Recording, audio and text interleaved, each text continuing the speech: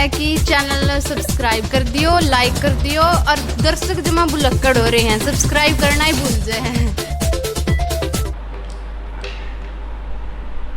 सभी को नमस्कार, आपका स्वागत है होम क्लासेस पुंडरी में।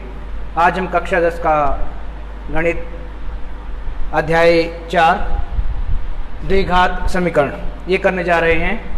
तो चलिए करते हैं एक बार। द्विघात समीकरण हमारे पास आया कहाँ से? द्विघात समीकरण प्राचीन समय में भारतीय गणित जो है, जैसे कि आजकल आप जानते हैं वैदिक गणित के विषय में, तो भारतीय गणित वैदिक गणित अत्यंत उच्च श्रेणी उच्च कोटि का था और अपनी चरम सीमा पर था, ऊंचाइयों को छू रहा था। तो द्विघात समीकरण हमें यूज़ कहाँ हो रहा है? जैसे आप एरिया निकालते हो, क्षेत्रफल एक वर्ग है, वर्ग की लंबाई x चौड़ाई x, तो क्षेत्रफल क्या हो जाएगा? लंबाई गुणा चौड़ाई यानी x का वर्ग। ऐसे ही आयत थी, लंबाई अगर x है, चौड़ाई अगर x बटे 2 है, तो क्षेत्रफल लंबाई गुणा चौड़ाई किया था आपने, तो उसे x गुणा x बटे 2 करने के बाद x स्क्वायर बटे 2। इस प्रकार से अनेक तरीके की जो भी द्विघात वाली जिन भी समीकरणों की शक्ति जो है वो 2 बनती है, उन्हें हम द्विघात समीकरण कहते हैं। इससे पहले हमने क्या स्टडी किया है? हमने किया है एक चर वाले पद जिनकी शक्ति है 1 यानी एक घात है, जैसे x प्लस 4 बराबर है 1, और दूसरा x प्लस 9 बराबर है 1, y जमा 2 बराबर है 1। इस प्रकार से कहीं कुछ भी लिख सकते हैं आप, z जमा 9 बराबर 1। तो ये सारे एक चर वाले हैं। फिर हमने किया था 2 चर वाले, x जमा y बराबर है 9, तो x और y 2 चर हो जाते हैं। u जमा t बराबर है 7, तो u और t यहाँ पर 2 चर हो जाते हैं। अभी हम इसी श्रेणी को आगे बढ़ाते हुए हम करते हैं द्विघात यानी शक्ति 2 होना।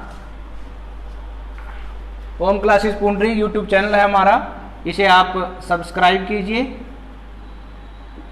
और लाइक कीजिए। जो भी आपको समस्या है उसमें कमेंट कीजिए। अगर कोई स्पेशल क्लास आप चाहते हो, किसी क्लास का, जैसे डीएवी का या किसी भी सीबीएसई का किसी भी एक कक्षा का आप चाहते हैं, तो हमें कमेंट कर दीजिए, हम उसे करके सोल्व आपको देंगे फ्री ऑफ कॉस्ट। तो चलिए, हम द्विघात समीकरण आपके पास इंट्रोड्यूस कहाँ से हुआ? सबसे पहले हमारे एक महान गणितज्ञ हुए हैं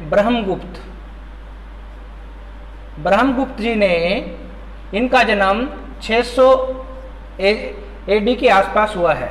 इन्होंने हमें द्विघात समीकरणों को सोल्व करना सिखाया। द्विघात समीकरण किस रूप में होते हैं? ax2 जमा bx जमा c। इस रूप में जो x की घात अर्थात शक्ति जब 2 होती है उसे हम द्विघात समीकरण कहेंगे। इसमें क्या विशेषता है? इसमें एक ही चर होगा, एक चर होगा और शक्ति क्या होगी? घात होगी उसकी 2। घात 2 का मतलब द्विघात। घात अगर 3 होगी त्रिघात, घात अगर 1 होगी तो रैखिक। तो द्विघात वाला 1, और उसमें कोई कांस्टेंट यानी स्थिरांक भी होगा, होना जरूरी नहीं है, अक्सर होता है। तो ब्रह्मगुप्त जी के बाद हमारे एक महान गणितज्ञ हुए हैं श्रीधराचार्य जी। इन्होंने भी 1000 एडी के आसपास इसे इंट्रोड्यूस किया। तो ये तो थी हमारी हिस्ट्री, जहाँ से हमारे पास द्विघात समीकरण आया। अब द्विघात समीकरण को करने से पहले आप 3 फॉर्मूलों की क्रैमिंग कर लीजिए। एक है आपके पास a जमा b सारे की शक्ति 2, a की 2 जमा 2ab जमा b की 2। दूसरा a माइनस b सारे की 2, a की 2 माइनस 2ab जमा b की 2। और तीसरा है आपके पास a की 2 माइनस b की 2, a माइनस b और a प्लस b। ये आप थोड़ा सा याद रखेंगे। तो चलिए हम प्रश्नावली करते हैं। 4.1 प्रश्नावली क्या कहती है? जांच कीजिए कि इनमें से कौन सा द्विघात समीकरण है या नहीं है। x प्लस 1 पूरे का वर्ग बराबर है 2x माइनस 3। ये है आपके पास क्वेश्चन। तो हल करते हैं। ए जमा बी सारे का वर्ग बराबर होता है ए की 2 जमा 2ab जमा b की 2। ये हो जाएगा x की 2 जमा 1 का वर्ग 1 जमा 2 गुणा a गुणा b जमा b की 2, b कौन है 1 का वर्ग। 2 को अंदर गुणा करेंगे, 2 एकम 2x 2 तिये 6। यहाँ बचता है x की 2 जमा 2x जमा 1 बराबर से संख्या को इधर लेके आएंगे तो निशान हो जाएगा माइनस का, माइनस वाला हो जाएगा प्लस का। तो यहाँ पर प्लस का 2x माइनस का 2x आपस में कट जाएगा, it will be cut down.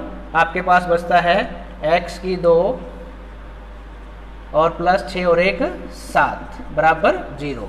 तो ये एक समीकरण है, जिस समीकरण में बराबर में 0 होती है उसे हम द्विघात समीकरण की स्थिति क्या है। समीकरण शब्द क्या है, समीकरण जो शब्द है वो इसी बात को प्रतिपादित करता है कि वो संख्या किसी न किसी के बराबर है, तो वो समीकरण में आ जाती है।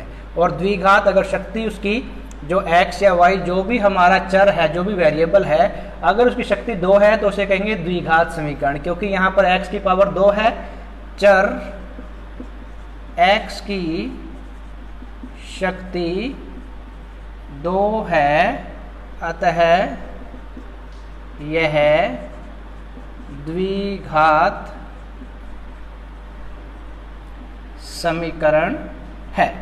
तो ये आपका रिजल्ट रहा है। सेकंड पार्ट इसका और कर लेते हैं। क्वेश्चन दिया आपको x की 2 माइनस 2x बराबर है माइनस का 2 और 3 माइनस x।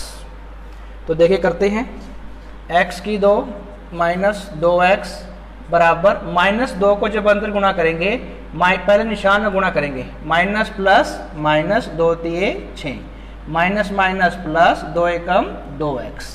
तो यहाँ से आपके पास आता है x की 2 माइनस 2x, 6 इधर आके प्लस का हो जाएगा और 2x इधर आके हो जाएगा माइनस का 2x बराबर 0। आप क्या महसूस करते हैं, x की 2 एक ही वेरिएबल है और ये माइनस का 2 और माइनस का 2, जब संख्याओं के निशान एक जैसे हों तो वो संख्याएं जुड़ जाती हैं। निशान आएगा बड़ी संख्या का, दोनों माइनस की हैं तो माइनस का 2 और 2 4 x और जमा का 6 बराबर 0।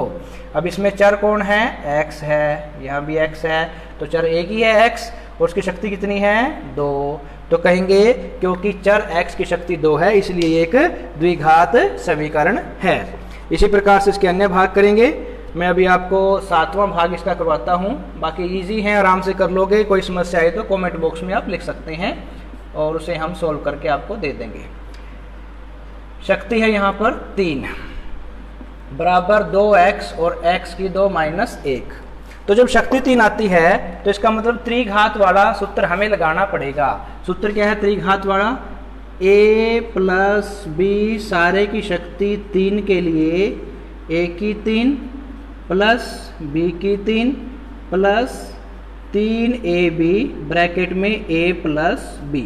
इसको अगर खोलेंगे तो ये बनता है आपके पास a की 3 प्लस b की 3 प्लस 3a को ab को अंदर गुणा करेंगे, a को a से करेंगे तो 3, a की शक्ति 2 और b एज इट इज़। फिर इसको b से करेंगे तो 3a b की शक्ति 2। ये प्लस में है और अगर माइनस में होगा तो क्या होगा, a माइनस b सारे की शक्ति 3 के लिए a की 3 माइनस b की 3 माइनस 3 ab ब्रैकेट में a माइनस b अंतर गुणा करते हैं, a की 3 माइनस b की 3 माइनस 3 a के साथ करेंगे a की 2b और माइनस माइनस प्लस। जब भी एक जैसे निशान गुणा होंगे तो हमेशा प्लस आएगा और अलग अलग निशान गुणा होंगे तो माइनस। 3ab की शक्ति 2, ये आपके पास उत्तर है। इसका उपयोग यहाँ करते हैं हम, बचेगा x की 2 जमा 2 दूनी 4 दूनी 8, 2 को 2 से 3 बार गुणा करेंगे, 2 गुणा 2 4 और 4 दूनी 8 प्लस 3 गुणा 3ab यानी 3 a का मान x और b का मान 2 यानी 3 दूनी 6x और ब्रैकेट में x जमा 2।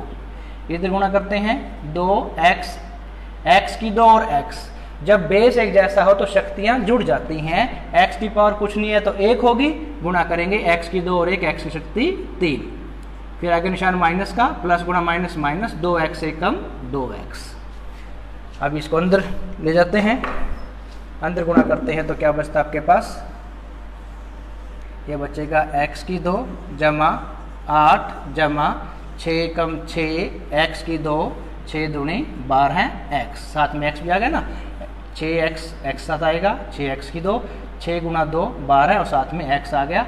इसको इधर लेके आएंगे माइनस का 2x की 3 माइनस का 2 है, इधर आके प्लस का 2x बराबर 0। जब बराबर में कुछ नहीं बचा तो 0 रह जाएगा।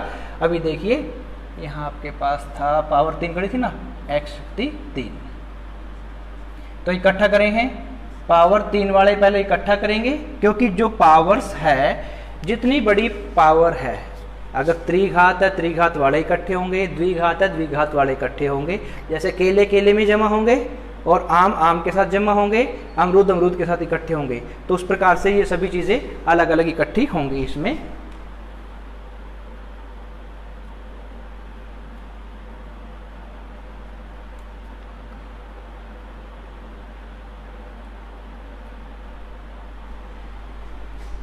तो कंटिन्यू रखते हैं हम। यहाँ पर x की 3 के 2 चर है हमारे पास, x की 3 में माइनस का 2 और इसमें जमा का 1, -2 में से 1 गया तो माइनस का 1, x की 3 बचेगा।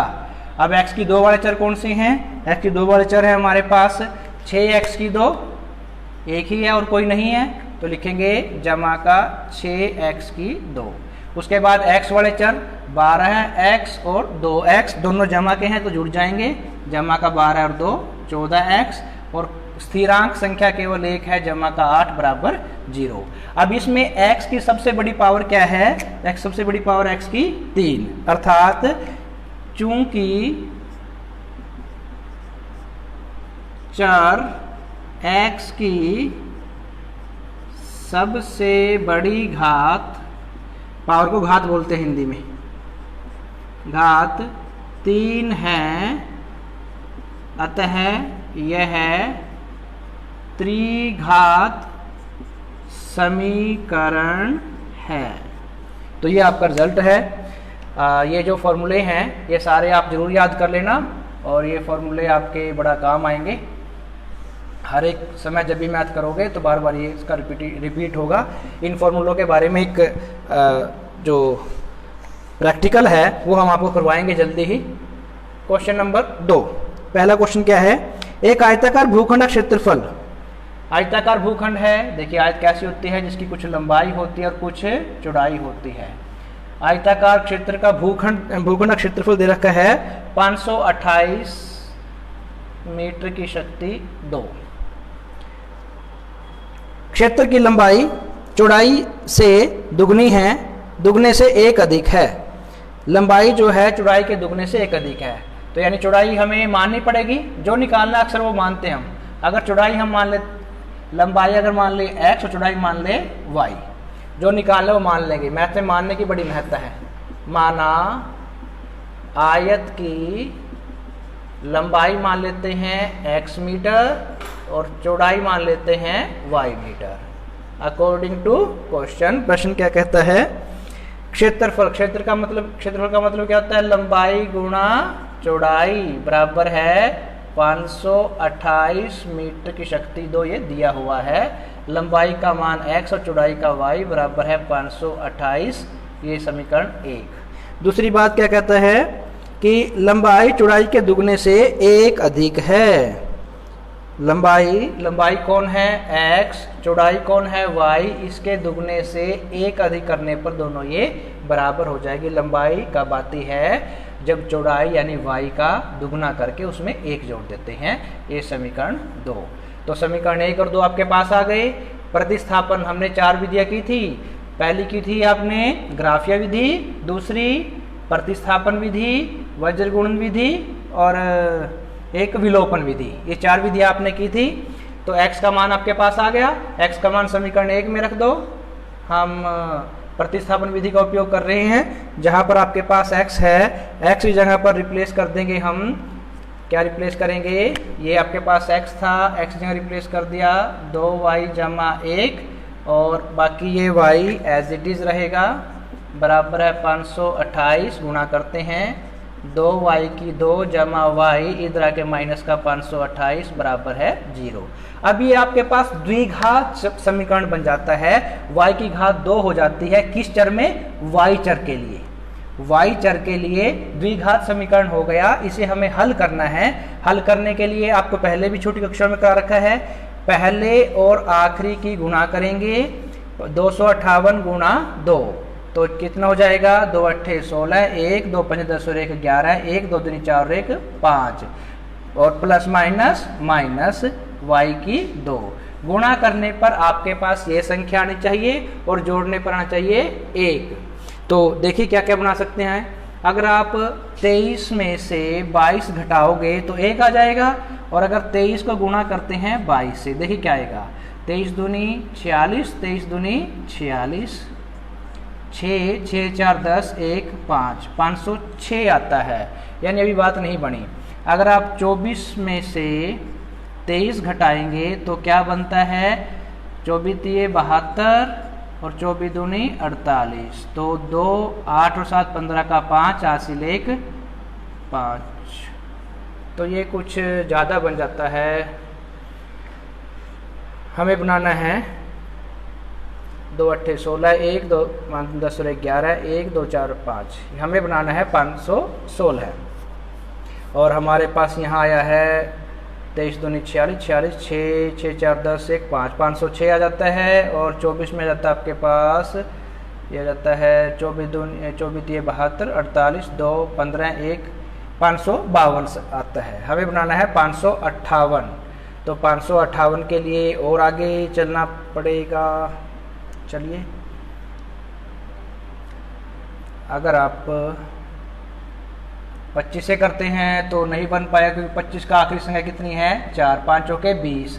हमें चाहिए आखिरी इकाई का अंक 6। इकाई का अंक 6 कब आएगा, जब आप अन्य दो संख्याएं आपके पास होनी चाहिए। अगर आप अन्य संख्या लेते हैं कोई, जैसे 33 और 32 लेते हैं, तो 2 तिये 6, 33 दूनी 66 और 3 तिये 9, 3 तिये 9, ये ज़्यादा संख्या बन जाती है हमारे पास।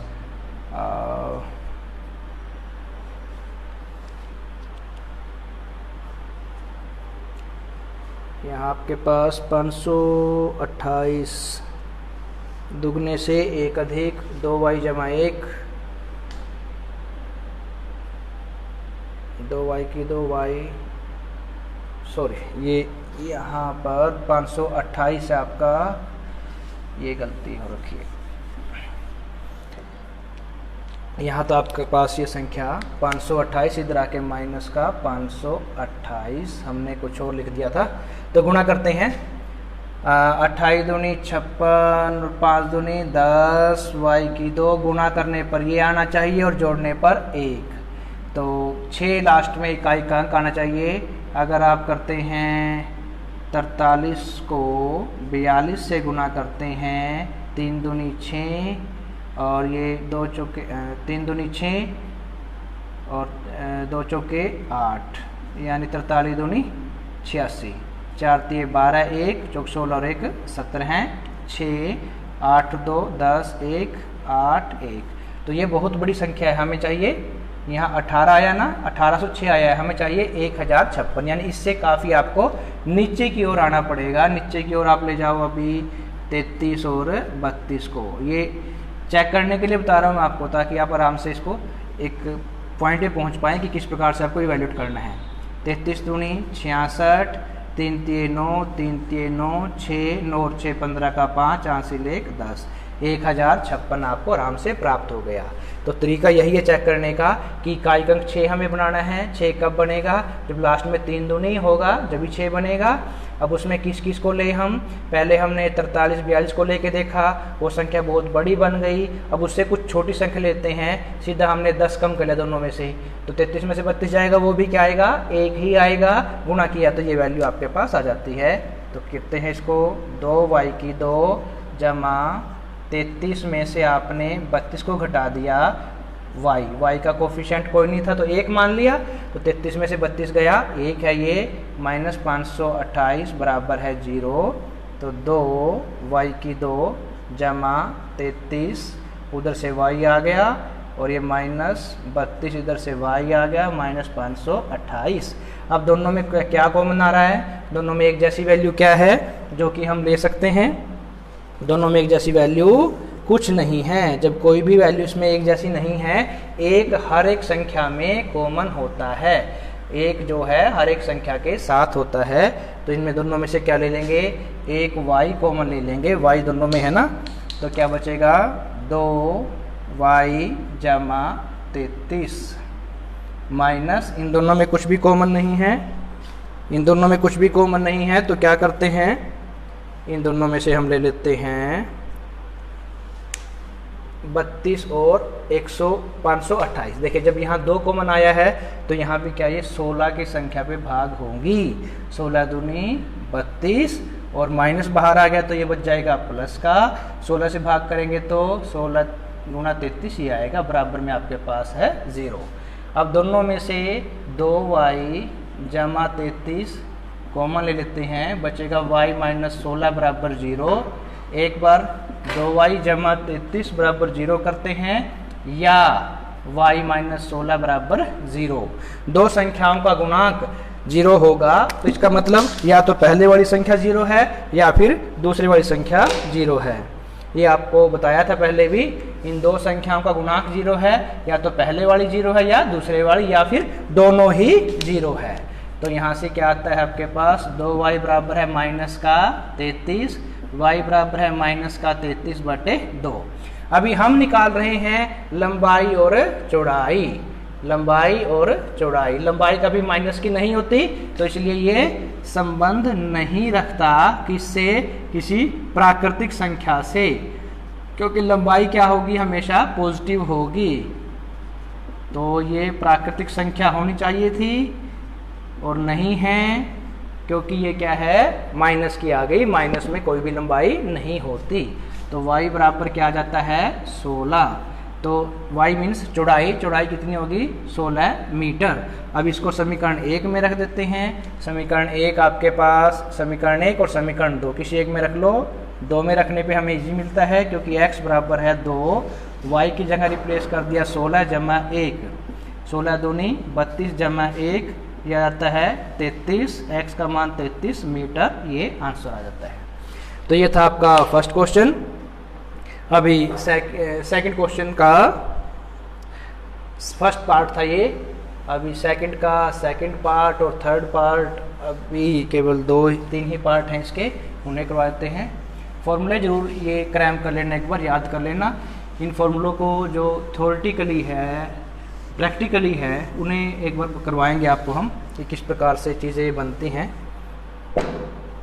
तो क्वेश्चन नंबर सेकंड का सेकंड पार्ट, दो क्रमागत धनात्मक पूर्णांकों के गुणनफल 306 हैं।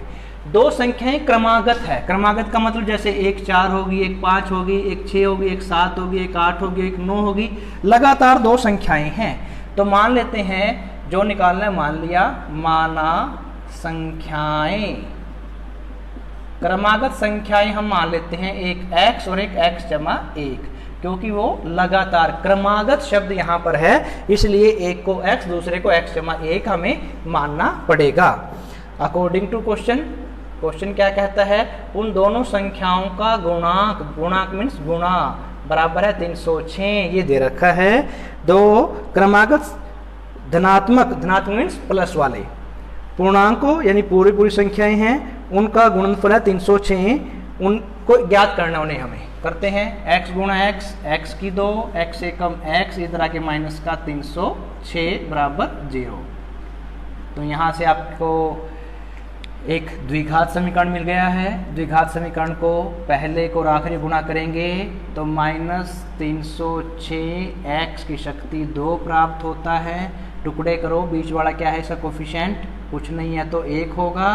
तो कोफिशिएंट 1 बनाने के लिए वही तरीका करते हैं। अगर आप 23 में से 22 घटाएंगे तो 1 आएगा, 23 दूनी 46, 23 दूनी 46, तो 6 6 4 10 1 506। ज़्यादा संख्या हमें चाहिए 306। अगर आप 13 में से 12 घटाएंगे तो भी 1 आएगा। 12 3 36, 3 12 कम 12 और 3 15, तो ये ज़्यादा कम आ गया। इसके अलावा इन दोनों के बीच में कोई संख्या देखो, 23 और 17 के बीच में। अगर आप 17 को 16 से करें 6 7 42, 2 आएगा इकाई अंक, वो नहीं चलेगा।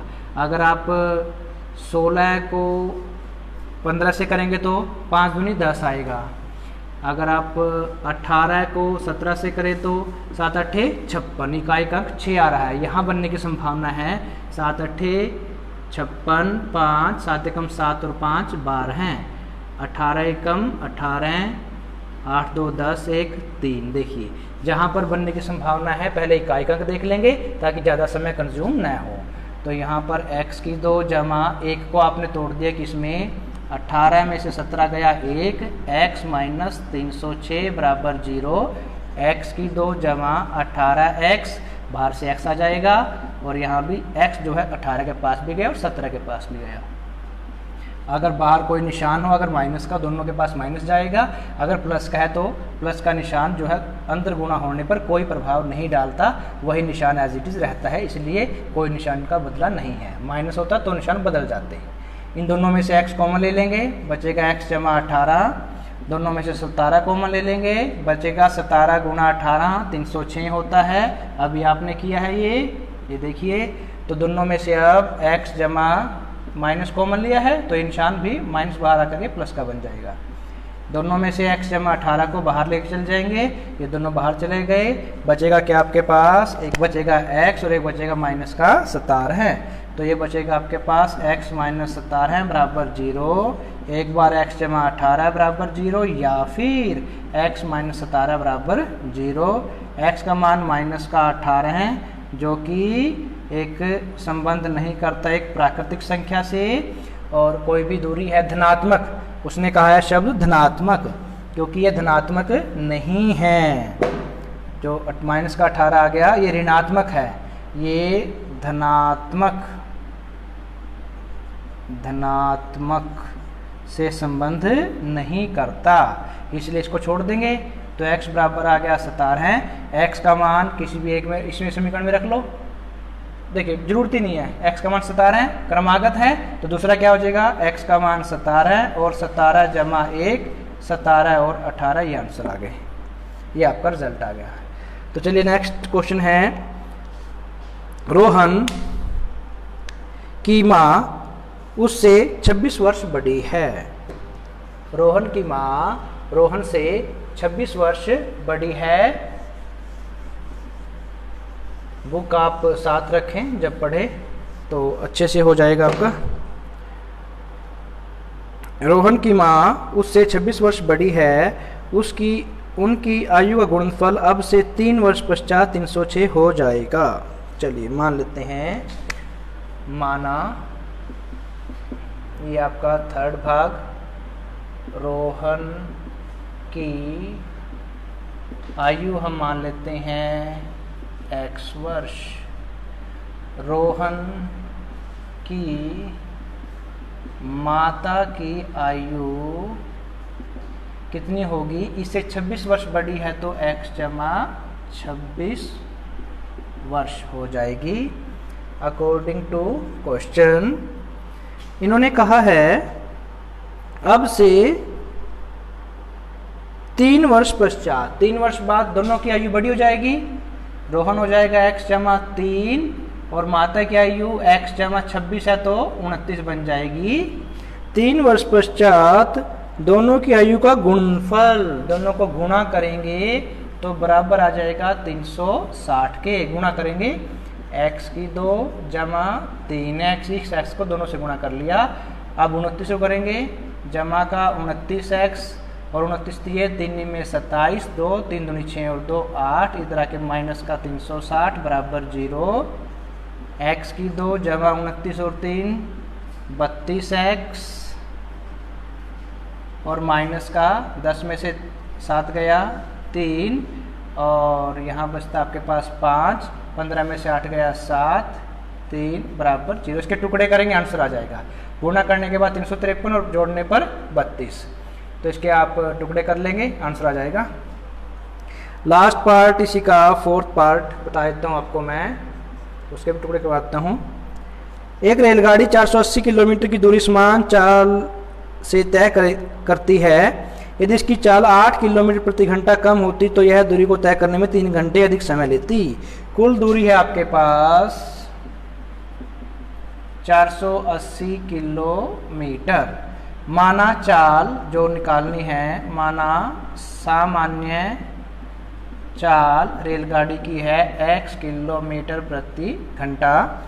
तो अकॉर्डिंग टू क्वेश्चन समय, वही जो पहले कल हमने किया था, समय का सूत्र क्या होता है, दूरी बटे चाल। अब उसने समय जो है 3 घंटे अधिक ले लिया। 3 घंटे अधिक कब लिया, जब दूरी तो वही है जो कि तो चाल में कमी हो गई। कितनी कमी हो गई, चाल में कमी हो गई 8 किलोमीटर प्रति घंटा। पहले थी x, इसमें से घट गया 8, तो ये इसका समय हो गया जो दूरी स्पीड कम करने के बाद, जो चाल कम करने के बाद समय आपका ये हो जाता है नया समय। और माइनस पहले वाला समय क्या था, दूरी बटे चाल x। इन दोनों का समय घटाने के बाद आपके पास आता है 3। तो हल करते हैं इसको। 3 बराबर है, दोनों का लघुत्तम ले लिया, x माइनस 8 और x दोनों लघुत्तम में आ जाएंगे।